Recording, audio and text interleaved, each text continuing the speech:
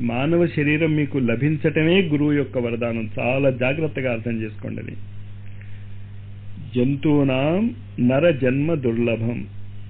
జంతు శ్రేణిలో ఉన్నాం మనం అందరం కూడా. సడన్ గా ఓ విచిత్రమైనటువంటి ట్రాన్స్ఫర్మేషన్ వల్ల జంతు స్థాయి నుంచి మానవ స్థాయిలోకి వచ్చాం మనం. ఈ మార్పు మన చేతిలో లేదు, జంతువు చేతిలో ఉందనుకుంటున్నారా మీరు? ఈ విధంగా మారడం అది గురువు అనుగ్రహమే. మానవ శరీరం మీకు లభించిందే అది మీ గురువు యొక్క అనుగ్రహమే. అందుకు నేను భౌతిక శరీరధారి అయినటువంటి వాడిని మీ గురువుగా ఎన్నుకోవాల్సిన అవసరం లేదు అంట. మీకు ఆల్రెడీ గురువు ఉన్నాడు, లేకపోతే మీకు భౌతిక శరీరం రాదు. ఈ మన మానవ శరీరం లభించటమే మీ గురువు యొక్క అనుగ్రహం.